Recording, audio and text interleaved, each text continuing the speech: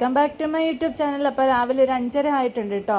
പക്ഷെ നല്ലപോലെ നേരമൊക്കെ നല്ലപോലെ വെളുത്തിട്ടുണ്ട്. ഞാനിപ്പോൾ കുറേ നാളായി 5:30 കണ്ടിട്ട്, അതുകൊണ്ടാണോന്ന് അറിയത്തില്ല. ഞാൻ വിചാരിച്ചു ഇത്രയും വെട്ടമൊക്കെ വന്നല്ലോ എന്നൊരു 7 മണിയുടെ വെട്ടമൊക്കെ വന്നിട്ടുണ്ട് കേട്ടോ. അപ്പോൾ രാവിലെ എണീറ്റയുടെ ഉദ്ദേശം എന്ന് പറഞ്ഞാൽ ഇന്ന് നമുക്ക് പോകേണ്ട ദിവസമാണ്. അപ്പം നമ്മൾ ഇതുവരെ ബുക്കൊന്നും പൊതിഞ്ഞിട്ടില്ല. രാവിലെ 2 ബുക്ക് കൊടുത്തു വിടണമെന്ന് പറഞ്ഞിട്ടുണ്ടായിരുന്നു കേട്ടോ. അപ്പം ഞാൻ വിചാരിച്ചാൽ ആ 2 അങ്ങ് പൊതിഞ്ഞ് കൊടുക്കാം. അതിൻ്റെ കൂടെ ബാക്കി പണികളൊക്കെ നേരത്തെ കഴിഞ്ഞു കൂട്ടുവാണെങ്കിൽ തിരക്ക് പിടിച്ചോണ്ടല്ലോ എന്ന് വിചാരിച്ചു. അപ്പോൾ അതാ ഞാൻ പൊതിയാൻ വേണ്ടിയിട്ടിരുന്നു കേട്ടോ. ഇന്നലെ പൊതിയണമെന്ന് വിചാരിച്ചതാണ്. പിന്നെ 2 ബുക്കല്ലേ ഉള്ളൂ, രാവിലെ അങ്ങ് എണീറ്റ് പൊതിയാന്നൊക്കെ വിചാരിച്ചു കേട്ടോ.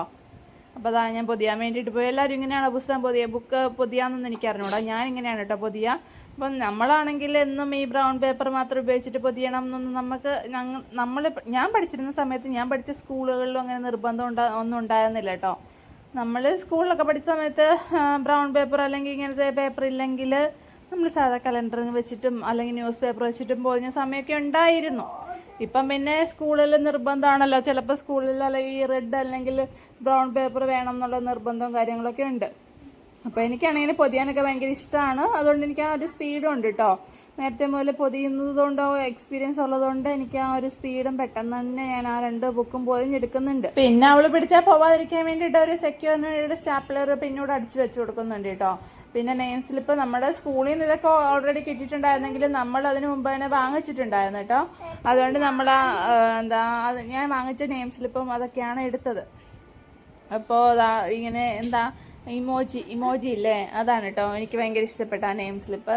അതുകൊണ്ട് ഞാൻ അതെടുത്തിട്ടാണ് കേട്ടോ ഒട്ടിച്ചു കൊടുത്തത്. പിന്നെ പേരും അതുപോലെ ക്ലാസ്സും ഒക്കെ എഴുതി കൊടുക്കുന്നുണ്ട്. പിന്നെ ഇവള് ഇനി പുസ്തകം കഴിഞ്ഞ ദിവസം പ്രവേശനോത്സവത്തിന് പോയപ്പം ഇതുപോലെ അവിടെ ബാഗ് ഞാനിങ്ങനെ എടുത്ത് വന്നായിരുന്നേ. അപ്പോൾ അവള് ശ്രദ്ധിച്ചില്ല ഞാൻ അവിടെ ബാഗ് എടുത്തത്. നോക്കിയപ്പോൾ അവൾ വേറെ ഏതോ ഒരു സ്പൈഡർമാൻ ബാഗിൻ്റെ മുമ്പിൽ പോയി നിൽക്കുന്നത് കണ്ടു.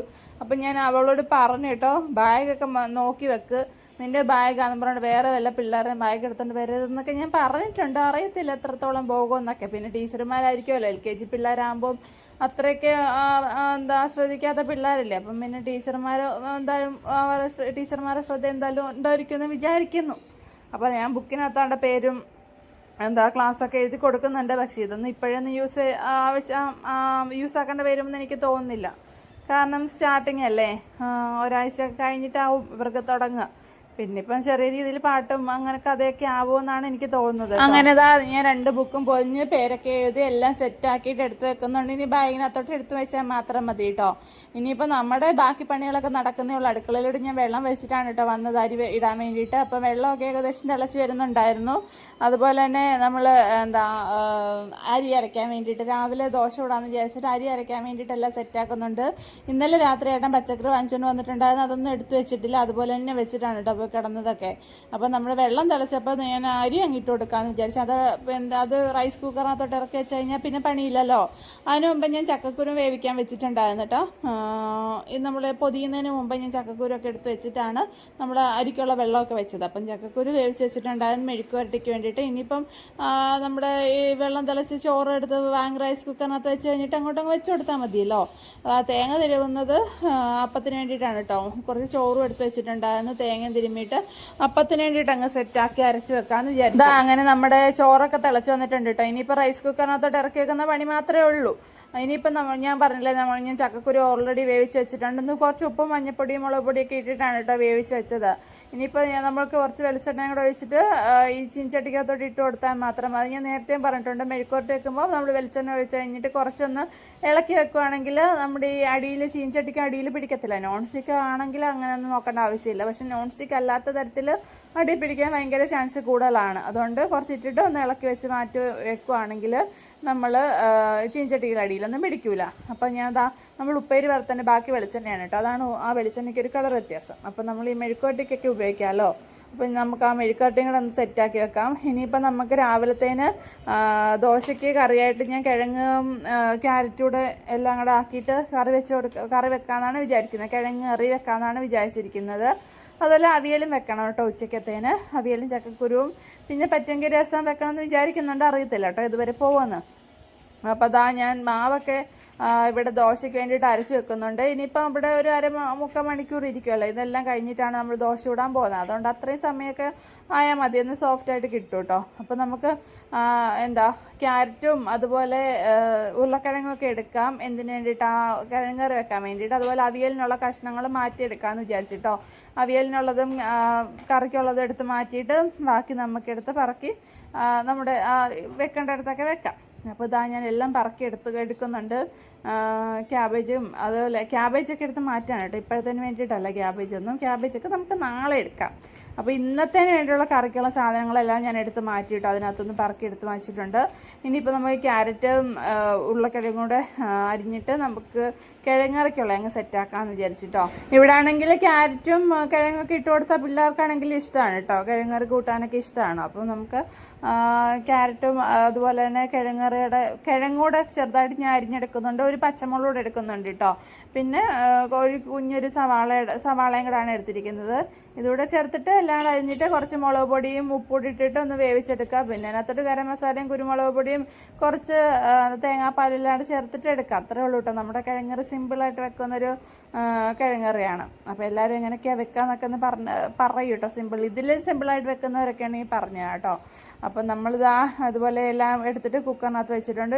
4-5 വിസിൽ ഞാൻ അടിക്കും കേട്ടോ. നല്ലപോലെ വേവട്ടെ എന്ന് വിചാരിച്ചിട്ട് 4-5 വിസിൽ ഞാൻ അടുപ്പിക്കാറുണ്ട്. ഇനിയിപ്പോൾ അത് അവിടെ കുക്കറിൽ നിന്ന് വേവുന്ന സമയത്ത് നമുക്ക് അവിയലിനുള്ളോട് അരിഞ്ഞെടുക്കാം കേട്ടോ. ഈ അരിയുന്നതൊന്നും ഒരുപാടൊന്നും ഞാൻ കാണിക്കുന്നില്ല, കാരണം നമുക്ക് സമയം പൊക്കോണ്ടിരിക്കുകയാണല്ലോ. വീഡിയോ മാത്രം എടുത്തോണ്ടിരുന്നാൽ നമ്മുടെ സമയം അപ്പുറത്ത് പൊക്കോണ്ടിരിക്കുക. അപ്പോൾ എല്ലാം കൂടെ കാൽക്കുലേറ്റ് ചെയ്തിട്ടാണല്ലോ നമ്മൾ ഈ ഒരു വീഡിയോ എടുക്കലും അതുപോലെ ഫുഡ് ഉണ്ടാക്കലും കുഞ്ഞിയെ കുളിപ്പിക്കലും ഒക്കെ കാര്യങ്ങളുണ്ട്. പിന്നെ ഏട്ടനുള്ളതുകൊണ്ടൊരു കാര്യമാണ്, കുഞ്ഞിയുടെ കുളിപ്പിക്കലും കാര്യങ്ങളൊക്കെ ഏട്ടൻ നോക്കിയോളൂ കേട്ടോ. അപ്പോൾ കുഞ്ഞിയുടെ നല്ല പിള്ളേരെ 2 പേരെയും കുളിപ്പിക്കലും കാര്യങ്ങളൊക്കെ ഏട്ടൻ നോക്കിയോളും. ബാക്കിയുള്ള ഒരുക്കങ്ങളും പിന്നെ ഫുഡും ഒക്കെയാണ് നമുക്കുള്ള പണി എന്ന് പറയുന്നത്.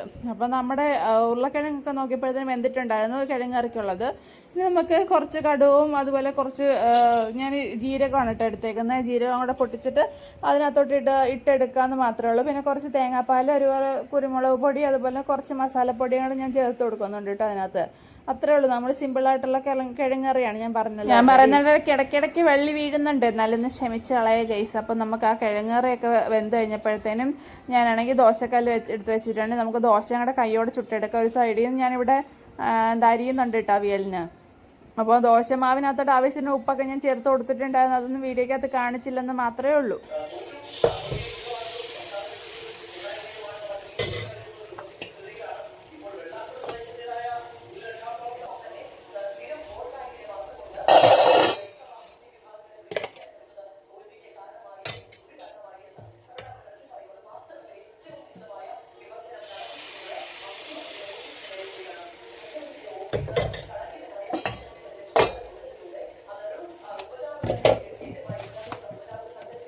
അപ്പുറത്ത് നല്ല വാർത്ത കേൾക്കലും നടക്കുന്നുണ്ട് കേട്ടോ. പിന്നെ ഞാൻ വിചാരിച്ചു കുഞ്ഞിക്കുള്ള സ്നാക്സും വെള്ളമൊക്കെ കൊടുത്തു വിടാം. കുഞ്ഞിക്ക് സ്നാക്സും വെള്ളവും മാത്രം കൊടുത്താൽ മതി കേട്ടോ.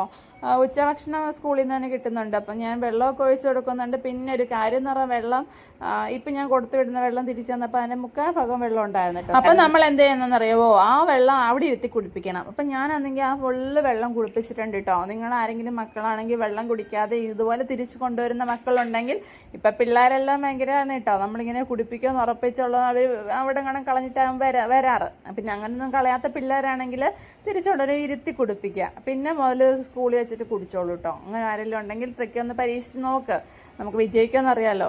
അപ്പോൾ അതാ ഞാൻ സ്നാക്സ് എടുത്തിട്ടുണ്ട് കേട്ടോ. ചക്ക വറുത്താണ് മോക്ക് കൊടുത്ത് വിടുന്നത്. ചക്ക വറുത്തതും വെള്ളവും കൂടെ ഒഴിച്ചിട്ട് ബാഗിനകത്ത് അത് രണ്ടും വെച്ചിട്ടുണ്ട്. പിന്നെ ബുക്ക് നമ്മൾ നേരത്തെ പൊതിഞ്ഞ് വെച്ചിരുന്നല്ലോ, ബുക്കും എടുത്ത് വെച്ചിട്ടുണ്ട്. ബെഞ്ചിലും റബ്ബറും കട്ടറൊക്കെ ഒരു ബോക്സിനകത്താക്കി വെച്ചിട്ടുണ്ട്. പിന്നെ ആണെങ്കിൽ അവർക്ക് ഒരു ലേസ് കൂടെ വെച്ചിട്ടുണ്ട്, തവലൂടെ വെച്ച് കൊടുക്കുന്നുണ്ട് കേട്ടോ അതിനകത്തോട്ട്. ഇനി കൈ തുടയ്ക്കണമെങ്കിലും ഒക്കെ ആണെങ്കിൽ ആവശ്യമുണ്ടല്ലോ എന്ന് വിചാരിച്ചിട്ട് തവലൂടെ വെച്ച് കൊടുത്തിട്ടുണ്ട്. അപ്പം അവരുടെ ബാഗൊക്കെ ഏകദേശം സെറ്റാക്കിയിട്ടുണ്ട്. പിന്നെ കുടയും സാധനങ്ങളൊന്നും എടുത്തിട്ടില്ല കേട്ടോ. കാരണം എന്ന് പറഞ്ഞാൽ മഴയും കാര്യങ്ങളൊന്നും ഇല്ലല്ലോ. അതുപോലെ വണ്ടിയിലാണ് പോകുന്നത്. വണ്ടി നമ്മുടെ അടുത്ത് വരും. അപ്പം ഞാനാണെങ്കിൽ ഇവിടെ ഇവരെ ഫുഡൊക്കെ കഴിച്ചിട്ട് അവർ കുളിച്ചിട്ട് വന്നിട്ടുണ്ട് കേട്ടോ. അവൾ കുളിച്ചിട്ട് വന്നു. അവൻ ഫുഡൂടെ കഴിച്ചിട്ട് റെഡിയാക്കിയിട്ട് വേണം പിന്നെ ഇവളെ കൂടെ കയറ്റി വിട്ടാലേ നമുക്കൊരു സമാധാനമാകത്തുള്ളൂ. കാരണം ആദ്യത്തെ ദിവസമായിട്ട് വണ്ടിയുടെ കണക്കും കാര്യങ്ങളും ഒക്കെ അവർക്കാണെങ്കിൽ ഒന്ന് ഓടി നോക്കിയാലല്ലേ അറിയത്തുള്ളൂ. അപ്പോൾ മോളാണെങ്കിൽ റെഡിയാ നിൽപ്പുണ്ട്. ഏട്ടനും പോയിട്ടുണ്ട് കേട്ടോ. ഇനിയിപ്പോൾ ഞങ്ങൾ വണ്ടി കാത്തുള്ള നിപ്പാണ്. കുറേ നേരം കഴിഞ്ഞിട്ട് ഒരു 9:45 ആവാറായപ്പോഴാണ് കേട്ടോ വണ്ടി വന്നത്. അപ്പം ഇന്നത്തെ എന്തായാലും യുദ്ധം ഇവിടെ അവസാനിച്ചിട്ടുണ്ട്. ഇനി നാളെ ഇതുപോലെ തന്നെ ആയിരിക്കും, നമുക്ക് നോക്കാം. അപ്പം ഇന്നത്തെ വീഡിയോ ഇത്രേ ഉള്ളൂ കേട്ടോ. അടുത്ത വീഡിയോ കാണുന്നവരെ എല്ലാവർക്കും ടാറ്റ ബൈ ബൈ, സീ.